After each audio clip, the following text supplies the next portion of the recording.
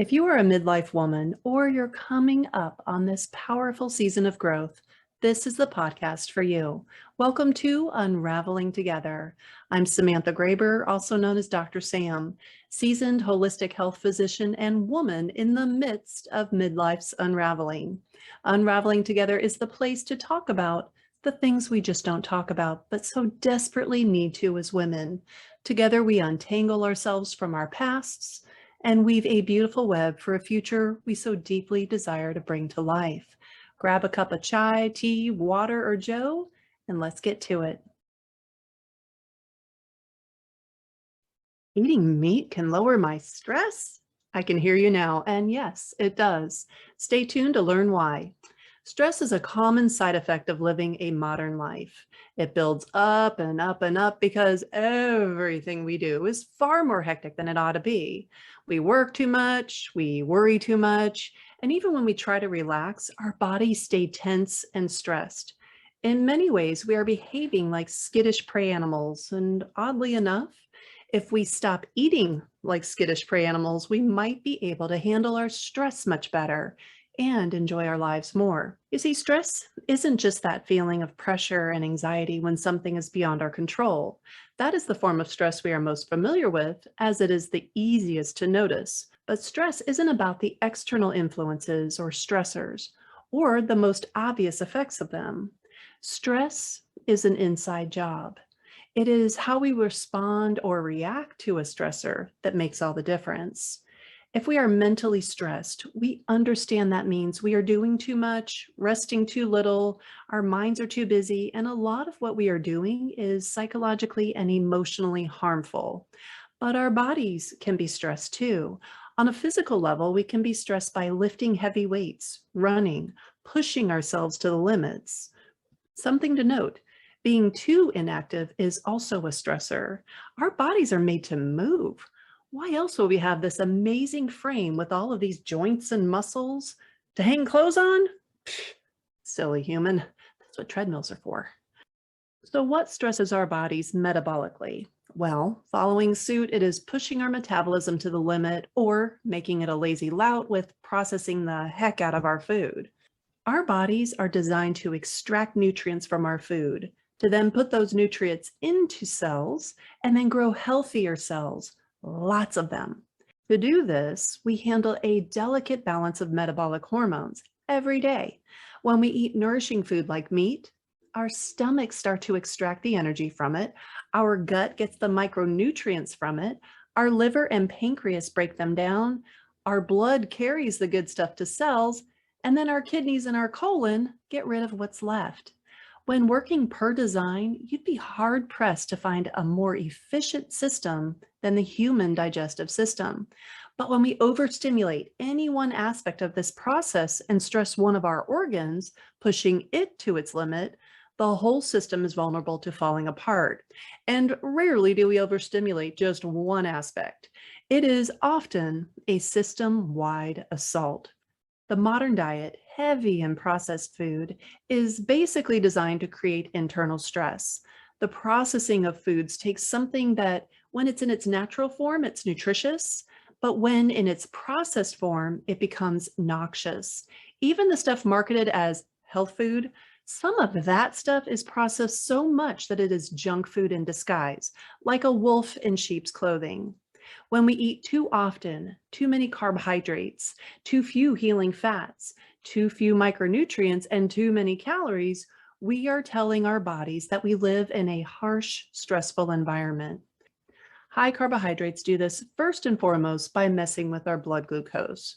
When we eat carbs, our blood glucose spikes suddenly. Too much glucose in the blood is poisonous, so we release insulin to lower it. Now, it's a little more complicated than this, but to sum it up, insulin moves the glucose into cells to serve as fuel. Then it drives the glucose into muscles for short-term storage. When that's full, then it finally moves it into body fat for long-term storage when our muscles just can't take any more glucose. Now, this drops our blood sugar level, making us hungry again. On top of that, eating too many carbohydrates gets in the way of eating more nutrient-dense foods. When we give potatoes, grains, or legumes the majority of the real estate on our plate, we are missing out on all sorts of beneficial vitamins, minerals, antioxidants, amino acids, proteins, and lipids. If instead of having 2 cups of cooked pasta, for instance, we had 2 cups of baked broccoli, sauteed kale, or even raw salad greens, we would be getting hundreds of times the nutrition for a fraction of the calories. Now, that is as long as those vegetables are grown in soil that actually has some nutrients in it. Now, the biochemical kicker: when we eat too many carbs, we stop craving nutritious foods and just crave more carbs. Since the body tightly regulates blood glucose to about 1 teaspoon at any given time, most modern diets blow way past that amount in a few bites. This vicious cycle of hunger and cravings stresses our bodies beyond their breaking point over and over. Eventually, it can't rebound as quickly, then not at all. Big Food designs food, better known as Frankenfood, to be addictive and to seduce our brains with our feel-good chemicals. It's using our own biochemistry against us. Now, some of the best in the biochemistry business work for Big Food. Our primitive brains are no match.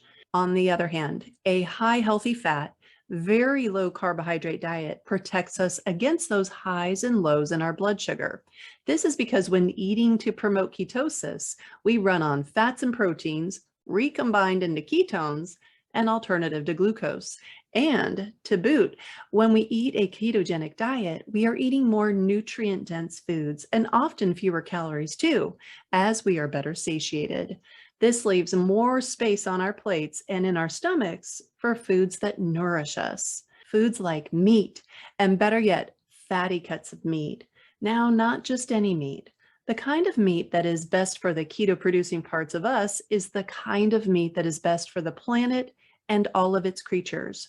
Regeneratively grown ruminant meat is best. Cattle, sheep, goats, and buffalo, they're the most common breeds of ruminant livestock in the US market. Now, if you hunt or have a hunting hookup, set your sights on deer and elk, each a fantastic wild ruminant. I'll dive into the long list of reasons in future discussions, but here's the bottom line for now. When animals are raised regeneratively, truly regeneratively, not the Rhino kind of regenerative or even sustainable, the ranchers or the farmers, they are following natural law. They pay attention to what is best for that animal and the ground over which it travels. Rhino is regenerative in name only. A rhino is a company that promotes itself as regenerative, yet they are anything but. They are greenwashing at best. You heard this version of Rhino here first. Regeneratively grown animals are able to live lives per their design. Cows get to graze, move, explore new terrain, partake in a variety of seasonal grasses, and feel the warmth of the sun while breathing in the freshness of the great outdoors. Though not a ruminant, pastured chickens are still a good source of protein.